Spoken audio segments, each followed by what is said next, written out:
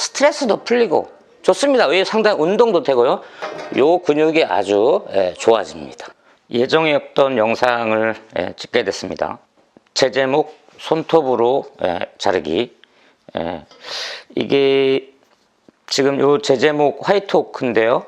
이게 지금 규격이 뭐 길이는 6자짜리라서 1800 조금 넘는 1850 정도고요.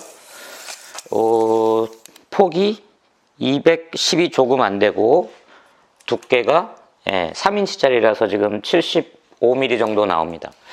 근데 우리가 그 목공하면서 3인치짜리 제제목을 다루는 경우가 뭐 많지는 않은데, 뭐 제제목 중에 3인치가 아마 뭐 제일 두꺼운 경우라서 이거를 이제 가재단을 필요한 크기, 길이로 잘라서 이제 사용을 해야 되는데, 그럴 때 우리가 지금 보통 일단 화이트 오크 단단하고 뭐 톱질이 잘 안 되고 그 다음에 이렇게 두꺼워서 힘드니까 손톱으로 자르는 생각 자체를 안 해요.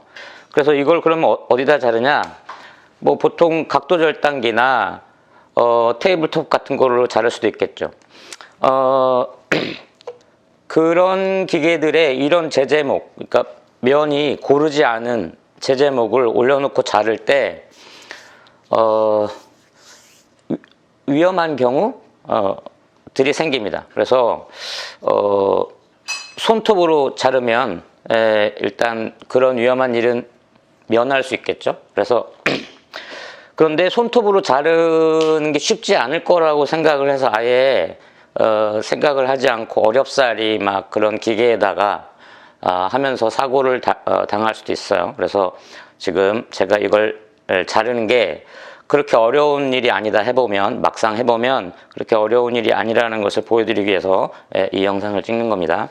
일단 손톱으로 자르기 위해서 작업대, 뭐 여러 가지 방법이 있겠지만 작업대 위에다 올려놓고 자르는 이유는 손톱으로 자를 때 이 일본 방식 톱은 당길 때 잘리는 거거든요. 그래서 당길 때 중력 아래로 톱을 쉽게 당기기 위해서 나무를 작업대 위에 올려놓고 작업을 합니다. 이거를 소홀스, 우마, 톱질 다이 같은 데다가 낮은 위치에 놓고 자르게 되면 당길 때 힘을 써야 되기 때문에 좀 더 힘이 든다고 생각이 됩니다. 제 경우는. 그래서 저는 나무를 웬만하면 작업대 위에 올려놓고 아래로 당기면서 자르는 방법을 많이 씁니다. 그러기 위해서 지금 이렇게 두꺼운 나무는 사실 이렇게 세워놔도 되는데, 제 제목 중에 이제 얇은 거는 세워놓기가 쉽지 않기 때문에 이렇게 눕혀놓는 방식을 먼저 설명을 드립니다. 이렇게 긴 1850인데 저는 지금 요 구간이 750이고 나머지예요 지금. 그 다음에 또 한번 자르긴 해야 되는데, 지금 여기 보시면 긴 쪽에 받침목 2개를 이렇게 고여 놓습니다. 그리고 나머지 짧은 쪽에는 받침목을 고이지 않아요. 여기가 톱질이 되면서, 우리가 톱질이 하다가 잘 안 되는 이유는 나무가 톱을 쪼이기 때문에 그래요. 그 쪼이는 이유가 쪼임을 방지하기 위해서 나머지 요 한쪽에는 아예 받침목을 대지 않습니다. 만약에 받침목을 대고 싶다면 이렇게 둔 상태에서 이쪽 편에다가 이 똑같은 두께, 이건 지금 38mm짜리인데요, 두께가. 요거를 이렇게 그냥 밀어 넣었을 때 그냥 쑥 들어가야 돼요. 만약에 이 상황이 된다 그러면 이쪽도 이렇게 대고 클램프를 하든가 해도 됩니다.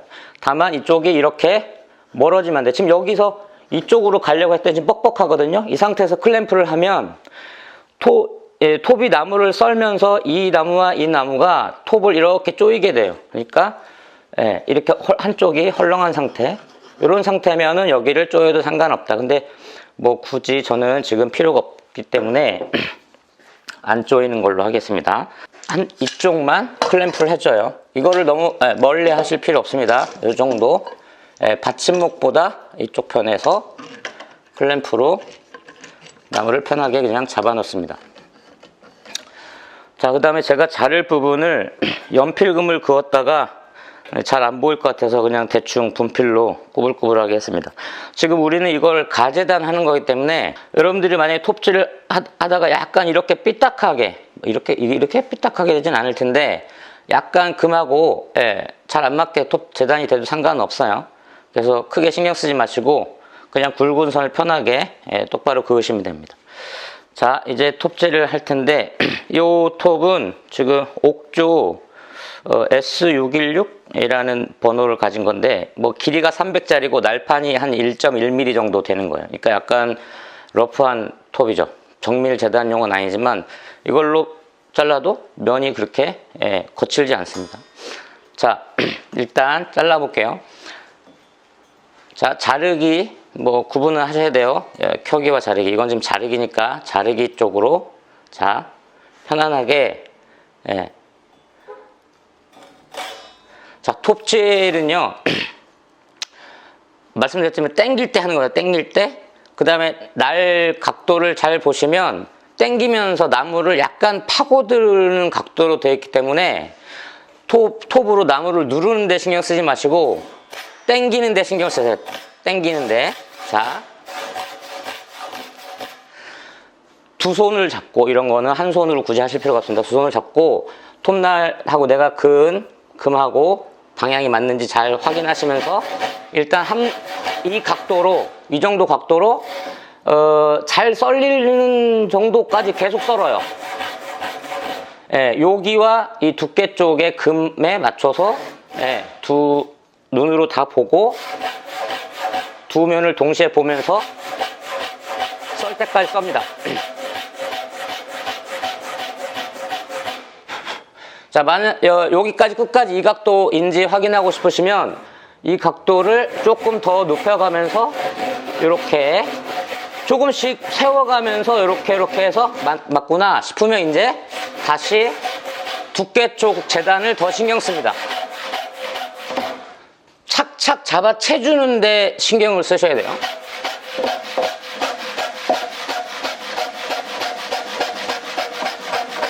지금 빨리 돌리기가 아니고 이렇게 이 정도 속도로 하면 됩니다.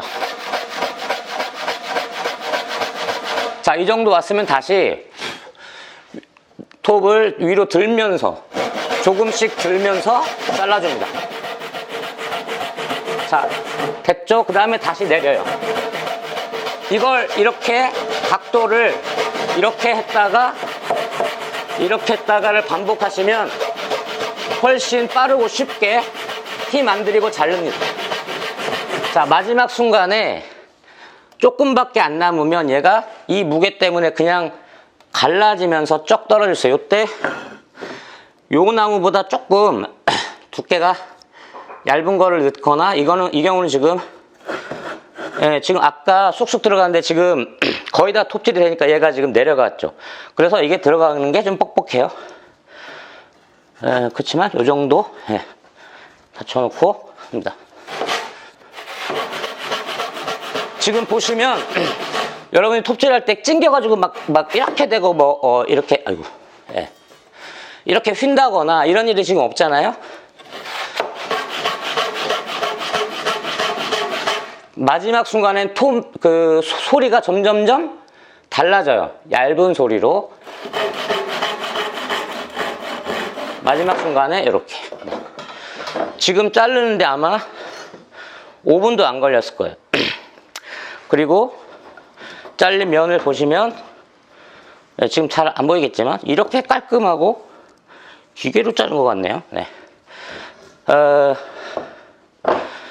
이런 거라도 이렇게 가재단을 해서 이걸 뭐 자동 대패든 수압 대패하고 자동 대패하고 뭐 해서 반듯해지면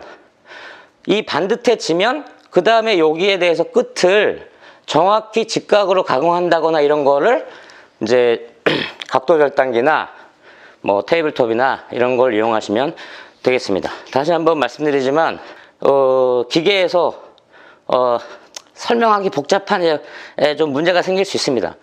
그럴 때 굉장히 톱날이 갑자기 빵 튄다거나 그 기계톱조차도 이 나무 사이에 딱 찡겨가지고 막 열이 발생하고 결국에 문제가 생길 수 있고 위험할 수 있어요. 그래서 제제목 정도라도 이런 손톱으로 한번 이렇게 재단을 해보시기 바랍니다. 해보시기 바라는 게 아니라 우리 회원들께서는 앞으로 제제목은 이 톱을 제가 공용으로 내놓을 거니까 이 톱으로 손으로 재단을 해서 손맛을 좀 즐기는 목공이 되시기를. 이게 제가 톱질을 잘해서 이렇게 되는 줄 알잖아요. 물론 그렇죠. 그렇지만 몇 번만 해보시면 이 제제목 자르기라도 이 손톱으로 해보시면서 톱이 어떻게 해야 잘 되는지를 깨닫게 돼요. 이거는 좀 러프한 거거든요. 이게 부담이 좀 없죠. 이게 약간 삐뚤어져도 상관없고 뭐 그렇기 때문에 마음 편하게 열심히 땡기는 데만 집중해서 경쾌하게 톱을 착착 잡아채는 그 느낌이 뭔지를 훈련하게 돼요. 이걸 하시면. 그러면 이제 정밀톱, 등대기 톱이라든가 이런 걸 쓸 때도 같은 원리입니다. 그거는 미세한 힘으로 하는 거고 얘는 좀 시원하게 하는 거죠. 그러니까 스트레스도 풀리고 좋습니다. 상당히 운동도 되고요. 요 근육이 아주 좋아집니다. 여기까지.